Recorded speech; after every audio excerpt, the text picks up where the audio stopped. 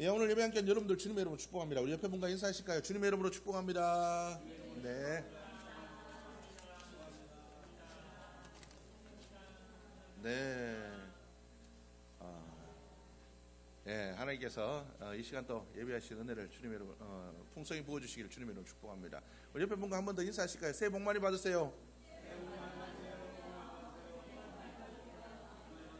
자, 그래요. 옆에 분들한테 이제 옆에 한번 인사할까요? 다시 한번 인사하실까요? 손을 이렇게 내미시고 세뱃돈 주세요. 네. 그래. 아드님이시니까 세뱃돈 주셔야 되겠네. 우리 정순이 할아버님, 정순이 할아버님, 우리 이제 세뱃돈 주셔야 되겠네. 자, 오늘 주님께서 우리에게 주신 말씀은 제목도 바뀌어야 되는데 안 바뀌었네요.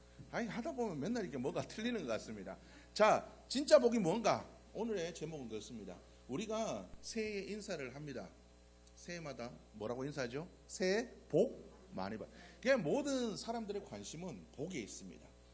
누구나 다 복을 받기를 원하고 그 복을 누리기를 원합니다. 근데 중요한 건 어떻습니까? 모든 사람들이 생각하는, 심지어 예수를 믿는 우리도 그 복이 뭐라고 생각하십니까? 우리가 생각하는 그 복은 다 세상의 복에, 그죠? 세상의 복에 다 국한되어 있습니다. 세상의 복에 다 이게, 그죠? 매여 있다라는 거죠. 어떻습니까? 잘 되는 거, 승진하는 거, 돈 많이 버는 거, 좋은 직장 들어가는 거, 큰 집 사는 거, 좋은 차 타는 거, 자녀들 잘 되는 거, 건강한 거, 우리들은 이런 것들을 복이라고 이야기를 하고 있다라는 거죠. 우리의 마음속에 있는 복은 항상 이런 겁니다. 그래서 우리가 하나님께 기도할 때도 하나님 나에게 복을 주시옵소서, 하나님 내가 복 있는 사람이 되게 하여 주옵소서라고 이야기할 때는 어떻습니까? 내게 이런 것들을 주시기를 원합니다. 건강도 주셔야 되고 은혜도 주셔야 되고, 그죠? 뭐 심지어 은사를 많이 가지는 것도 복이라고 생각합니다. 은사를 많이 가지는 것도 복이라고 해요. 여러분, 성경은 뭐라고 했냐면 많이 가진 자는 하나님께서 많이 거두실 거예요. 여러분 잘 생각하시기를 바랍니다. 내가 많이 받았다고, 내가 많이 누리고 산다고 절대로 그것이 복이 아니라는 거예요. 하나님께서 내게 주신 만큼 가져가시겠답니다. 내게 주신 만큼 열매 맺기를 원하신다는 거예요. 여러분, 우리는 이걸 굉장히 무섭게 생각해야 됩니다. 여러분, 어린아이들에게는 아무것도 바라지 않습니다. 그냥 주시는 거죠. 어린아이들은 다 줍니다. 그런데 어른이 되고 크면 기대하는 바가 있습니다. 하나님께서 마찬가지죠. 우리가 어린아이와 같을 때는 그럴 수도 있습니다. 그러나 우리가 자라고 성장할 후에는 우리에게 바라시는 것들이 있다는 거죠. 하나님께서 그동안 주신 만큼의 것들을 열매 맺기를 원하십니다. 우리는 이것들을 생각하며 살아가는 삶이 되어야 될 줄로 믿습니다. 오늘날 우리는 물질 만능주의에 물들어 있습니다. 물질이 최고죠. 물질이 최고입니다. 뭐 가난해도 뭐 우리가 어떤 모습으로 살아가도 일단 돈만 많으면 최고라고 생각합니다. 얘기를 들어보면 다 돈 얘기예요, 돈 얘기. 심지어 목사님들도 맨날 만나면 코인 얘기. 지금은 코인의 열풍이 이제 줄어서 모르겠지만 얼마 전까지만 해도 목사님들 만나면 코인 얘기해요. 만나면 코인 얘기해요. 듣기 싫어 죽겠는데 뭐 얼마를 벌었느니 잃었느니 뭐 그런 소리하고, 노후 준비를 끝냈느니 마느니 그런 준비를, 뭐 만나면 영적인 얘기를 했으면 좋겠는데 꼭 그런 얘기만 해요. 맨날 운동하고 맨날 그런 소리라고 듣기 싫어 죽겠습니다. 왜요? 배 아프니까. 저도 인간인지라 배가 아프거든요. 배가 아픕니다. 그것이 사람들의 본성입니다. 근데 중요한 건 어떻습니까? 하나님께서는 우리의 이런 본성들을 이길 수 있는 힘을 주셨다는 거죠. 그래서 예수 믿는 사람이 복이 있다라는 거는 무엇을 이야기합니까? 우리에게 육신의 본성을 거스를 수 있는, 세상을 따라 살아가지 않을 만한 힘과 능력을 주셨기 때문에 복 있는 사람이라는 거예요. 오늘 이 성경 말씀에 나와 있는 하나님의 마음에 합한 자라는 이름을 얻은 다윗은 하나님의 마음에 합했기 때문에 그는 복 있는 사람이 되었다라는 거죠. 여러분, 우리는 하나님의 마음에 합한 자가 되어야 될 줄로 믿습니다. 우리가 복 있는, 성경에 나와 있는 복 있는 사람은 하나님의 마음에 합한 자가 복 있는 자입니다. 하나님이 마음에 들어 하실 때 우리의 삶이 얼마나 복되게 될지 생각해 보시기를 바랍니다. 여러분, 다윗의 인생을 보면 다윗은 이스라엘의 가장 위대한 왕이고 지금 또 이스라엘 사람들은 그 다윗을 기억하고 기리고 있습니다. 그런데 중요한 건 그의 삶을 보면 물론 하나님 앞에 잘한 점도 있지만 그는 굴곡이 많은 사람입니다. 아들하고도 전쟁했고요. 아들들을 제대로 양육하지 못했습니다. 심지어 그 왕위를 물려준 솔로몬도 신앙으로 바르게 양육하지 못해서 그죠? 그가 나라를 분열시키는 단초를 제공하게 되었다는 겁니다. 물론 그것뿐만이 아니죠. 가장 신실했던 우리아의 아내 밧세바를 취하는 그런 일들도 있었습니다. 예. 자기를 죽이려는 사울을 용서하는 대범함도 있었지만 나발이라는 사람의 무시에는 참지 못하고 발끈하는 그런 모습들도 보여주게 되었다는 겁니다. 그러니까 다윗은 그 삶 속에 우리가 생각하기에는 그는 보면 잘한 점도 있지만 못한 점도 있는 사람이에요. 그러니까 얼마든지 물어뜯을 수 있는 사람이라는 거죠. 그런데 하나님께서는 다윗을 향하여 뭐라고 얘기하냐면 다윗은 내 마음에 합한 사람이래요. 내 마음에 합한 사람이에요. 그래서 하나님은 내 마음에 합한 사람이 다윗을 들어 쓰셨습니다. 하나님께서는 그 다윗을 들어 쓰셨어요. 하나님께서는 목동이었던, 심지어 8아들 중에 막내였던, 심지어 그 아버지도 무시했던, 그 형들도 무시했던, 그렇잖아요. 사무엘이 그 아버지 이새에게 뭐라고 얘기합니까? 네 아들들 다 데려와라 그랬는데 아들들 다 데려왔는데 누구만? 얘 다윗만 안 데려갔어요. 얘는 뭐 별거 없으니까, 보잘것 없으니까, 누군가 양을 지켜야 되니까. 아들들, 그 집에 아들들만 있었겠습니까? 종들도 있었을 거 아닙니까? 맡겨놓고 이렇게 데려왔으면 되잖아요. 그럼에도 불구하고 그 다윗을 데려오지 않았다는 것은 무시했다라는 거예요. 별거 없다라는 거죠. 이 아들은 별 것이 없다라는 거예요. 그런데 하나님은 그 목동이었던, 막내였던, 심지어 가족들에게도 무시받았던 이 다윗을 하나님은 왕으로 세우셨습니다. 여러분, 하나님께 쓰임받는, 하나님의 마음에 합해서 쓰임받는 게 우리 인생의 복인 줄로 믿으시길 바랍니다. 여러분, 우리 인생의 가장 복된 때가 언제입니까? 누군가 그 사람을 기억해주고 좋은 사람으로 그 사람의 고통과 아픔과 눈물을 같이 아파해주고 그 기쁨을 함께 기뻐해주는 그 사람을 복되다 할 수 있습니다. 여러분, 돈 많이 벌었다고 행복하나요? 그렇지 않아요. 뭐 좀 이뤘다고 행복하나요? 그렇지 않습니다. 사람은 인정에 목마른 사람들입니다. 누군가 나를 그렇게 바르게 인정해 줄 때 그렇게 기뻐요. 하나님이 우리를 인정해 줄 때 우리의 영이 기뻐요. 우리가 하나님의 마음에 합한 사람이 될 때 우리 인생은 진짜 복된 사람이 될 줄로 믿습니다. 여러분, 그러면 다윗이 무엇을 했길래 그가 복된 사람이 되었겠습니까? 하나님은 다윗을 선택하신 그 기준을 중심을 보신다라고 이야기를 하고 있습니다. 중심을 보신대요. 하나님은 다윗의 그 중심을 보신대요. 하나님께서 이새의 그 자식들을 불러올 때 처음에 엘리압을 보고 사무엘이 와, 잘생기고 키도 크고 헌신하고 얘 하나님께서 딱 보자마자 하나님이 얘를 찍으셨구나 보고 일단 눈에 딱 보니까 무조건 얘예요. 잘났죠. 학벌도 좋고 스펙도 좋고 뭐도 좋고 얘구나. 하나님께 쓰시는 사람이 이구나. 인간의 관점은 그렇죠. 보이는 거, 눈에 보이는 거, 스펙, 그 다음에 갖고 있는 재산 그런 것들을 이야기합니다. 그런데 하나님은 뭐라고 얘기합니까? 얘들 다 아니래요. 그러면서 하나님이 하시는 말씀이 뭡니까? 나 하나님은 중심을 보느니라. 그 마음의 중심을 보신대요. 다윗은 항상 그 마음속에 뭐가 있었냐? 하나님의 말씀이 그 삶의 중심이었다는 겁니다. 비록 다윗이 실수하고 넘어지고 그가 삶에 많은 문제들을 일으켰을지라도 그 마음속에는 뭐가? 항상 말씀의 기준이 있었어요. 그가 나발을 죽이러 갈 때도 그죠? 나발의 그 무시에 발끈해가지고 내가 다가 죽여버리겠다 이러면서 쫓아가다가 아비가일이 와가지고 막습니다. 그때 그가 이게 하나님의 뜻이 아니구나. 그러면서 뭐라고 했냐? 하나님이 너를 사용해서 내 손에 피를 묻히지 않게 해주셨구나. 깨닫고 돌아갑니다. 사울을 만나서 죽일 뻔한 그런 기회가 있었음에도 불구하고 그 마음에 찔림이 있었습니다. 그 찔림이 뭘까요? 말씀에 대한 찔림입니다. 하나님이 세우신 자에 대한 하나님의 그 기준에 대한 말씀에 대한 그 찔림이 있었기 때문에 다윗은 사울을 죽이지 않았다라는 겁니다. 밧세바를 범하고 난 이후에 그가 나단 선지자의 그 질책을 통해서 그가 깨닫게 되었을 때 그 마음속에 보통의 왕들은 어떻습니까? 성경에 나오는 많은 왕들이 엘리야가 아합 왕을 질책했을 때 다른 많은 왕들을 질책했을 때 그들이 돌이켰나요? 돌이키지 않았습니다. 오히려 말씀을 전한 선지자들을 핍박했습니다. 그래서 예수님께서 뭐라고 합니까? 내가 너희들을 얼마나 돌이키려고 수많은 선지자들을 보냈는데 너희가 그들을 다 때리고 죽이고 쫓아내지 않았느냐, 이렇게 얘기를 하십니다. 이스라엘 백성들 그래요. 그런데 다윗 왕만큼은 어떻습니까? 나단의 그 말씀 앞에 무릎 꿇고 회개합니다. 다윗은 그 마음의 중심에 항상 하나님의 말씀에 대한 기준이 있었다는 거죠. 그 말씀에 따라서 회개해야 될 건 회개하고, 그 말씀에 따라서 하지 말아야 될 건 하지 않고, 그 말씀에 따라서 자기가 해야 될 것, 해야 되지 않을 것, 자기들이 그 모든 자기의 그 모든 기준을 정하고 살아왔던 사람이라는 거죠. 그랬기 때문에 그는 하나님 앞에서 마음에 합한 자라는 이명을 얻게 되었다는 겁니다. 여러분들이 이런 삶을 살아갈 수 있기를, 하나님의 마음에 합한 자가 되기를 주님의 이름으로 축복합니다.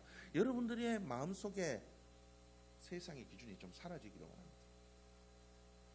좀 더 가졌으면, 남들 앞에서 좀 잘 보였으면, 내 새끼는 이랬으면 저랬으면, 우리 남편은 이랬으면 저랬으면. 여러분, 그 기준을 세상의 기준에 세우지 말고 말씀의 기준 앞에 세우고, 우리의 자녀들, 우리의 남편들, 우리의 환경들, 우리의 가정, 우리의 교회, 어떤 것이든 말씀의 기준에 세우고 그 기준에서 좌로나 우로나 치우치지 않고 그대로 되기를 기도하고 나가는 여러분들의 모습이 되기를 주님의 이름으로 축복합니다.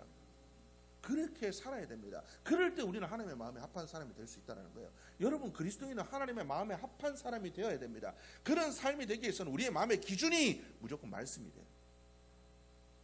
내 마음에 우리 남편이 이렇게 해줬으면 좋겠어, 우리 아내는 이랬으면 좋겠어, 우리 친구가 좀 이랬으면 좋겠어, 우리 상사가 이랬으면 좋겠어. 여러분, 그거는 내 기준이고요. 그러니까 어떻습니까? 내 기준을 따라 살아니까 맨날 마음에 상하고 힘들고 어렵고 그렇습니다. 세상은 내 마음대로 안 되거든요. 여러분 마음대로 되는 게 뭐가 있습니까? 세상 살아가면서 내 마음대로 되는 게 뭐가 있어요? 안 돼요. 내 마음대로 되는 건 하나도 없습니다. 여러분, 사람으로는 할 수 없는 그 일들을 하나님께서 하십니다. 여러분, 그래서 우리는 하나님의 기준에 놓고 그 기준을 세우고 말씀의 기준을 세우고 하나님께 기도하는 자들이 되어야 됩니다. 하나님이 하시기를, 하나님 말씀의 이 기준이 하나님이 세우신 기준이잖아요. 하나님이 이 기준에 따라 우리의 아내를, 우리의 남편을, 우리의 자녀를, 우리의 가정을 이렇게 세우시기를 기도하면 하나님께서 그 기준을 따라 우리의 삶을, 우리의 가정을 바르게 세우실 겁니다. 내 기준을 따라 내 욕심대로 기도하니까 안 이루어지죠. 말씀의 기준을 따라 여러분들이 살아갈 수 있기를 주님의 이름으로 축복합니다. 여러분, 우리는 그 복된 삶을 살아가는 자들이 되어야 될 줄로 믿습니다. 하나님은 지금도 그 마음에 합한 자를 찾으십니다.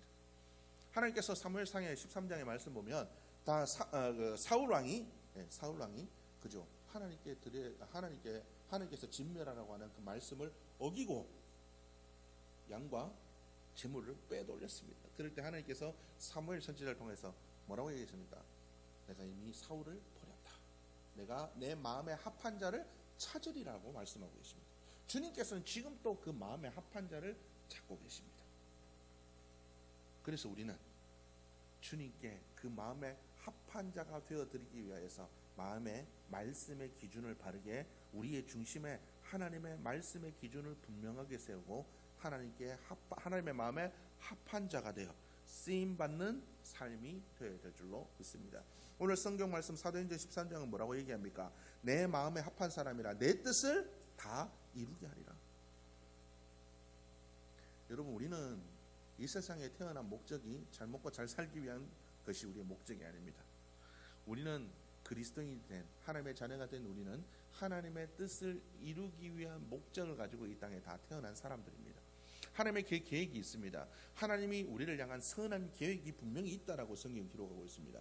그런데 그 계획을 우리가 이루고 가는 자가 되어야 되지 않겠습니까? 우리를 향한 하나님의 그 계획을 이루려면 어떻게 해야 됩니까? 하나님의 마음에 합한 사람이 되면 내 뜻을 다 이루게 하신다라고 이야기를 하고 있습니다.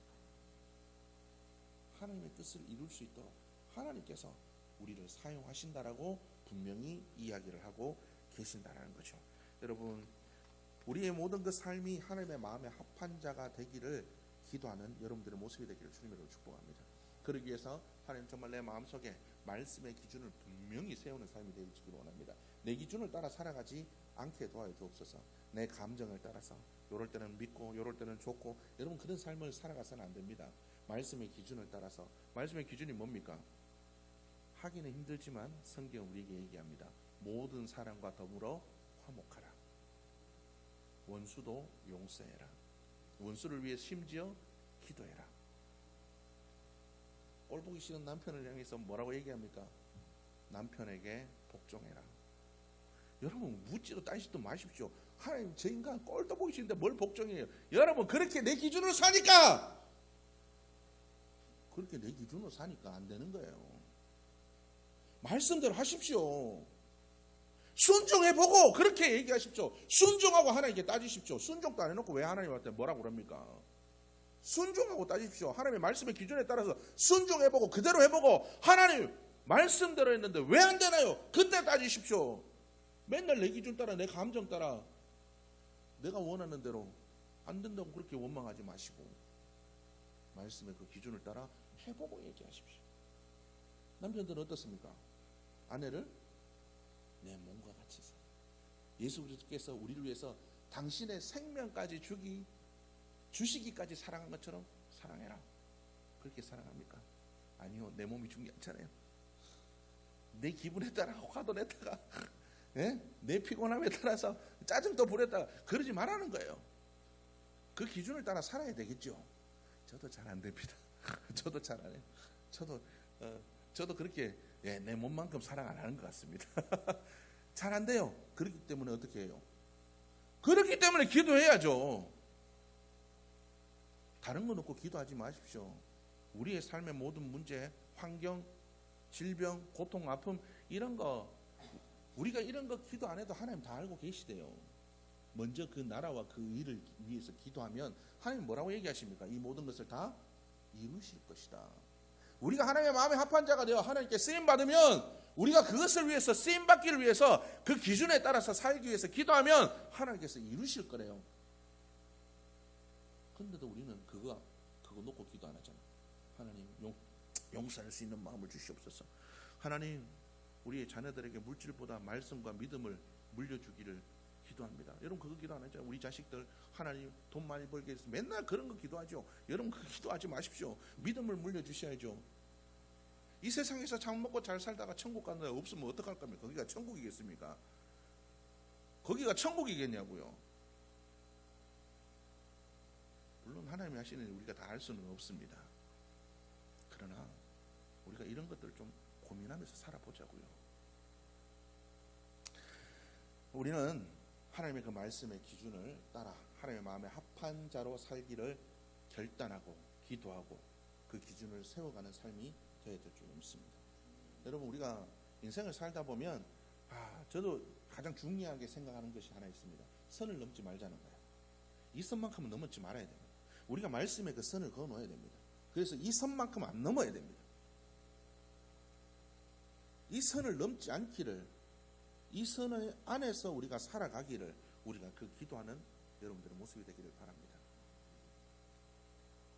말씀대로 살아보고 말씀대로 기도해보고 하나님의 마음에 합한 사람이 되기 위해서 그렇게 해보고 나서 안 되면 그때 하나님께 원망하십시오. 그때 하나님께 나와 불평하십시오. 하나님을 위해서 쥐뿔도 안 해놓고 맨날 내가 원하는 대로만. 여러분 언제까지 어린아이의 믿음으로 그렇게 살아가시겠습니까? 우리의 믿음이 자라야 될 줄로 믿습니다. 하나님 주신 그 사랑과 은혜를 받아 무럭무럭 자라서 이제는 하나님의 마음에 합한 사람으로 변화되어져 가야 될 줄로 믿습니다.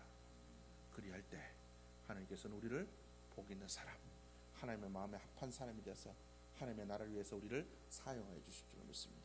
하나님 우리 인생을 사용하실 때 하나님께서 우리의 삶을 바르게 사용하기 위해서 뭔들 안 주시겠습니까? 건강이 필요하다면 건강도 주실 것이고, 물질이 필요하면 물질도 주실 것이고, 평안을 주시겠다면 평안도 주실 것이고, 하나님의 손에 우리가 쓰임 받을 때 우리의 삶은 부족함이 없는 삶이 될 줄로 믿습니다. 다윗이 고백하는 바가 뭡니까? 여호와는 나의 목자시니 내게 부족함이 없으리로다. 하나님이 우리의 목자가 되시고 하나님이 우리의 삶을 사용하시고 이끌어 가실 때 우리는 부족함이 없는 삶이 될 줄로 믿습니다. 그게 복 있는 삶입니다. 우리는 그것을 위해 기도하는 삶이 발표해야 될 줄로 믿습니다. 여러분들의 삶이 진짜 복 있는 하나님의 마음에 합한 그 복이 여러분들에게 주어지는 그 복된 삶이 되시기를 주님의 이름으로 축복합니다.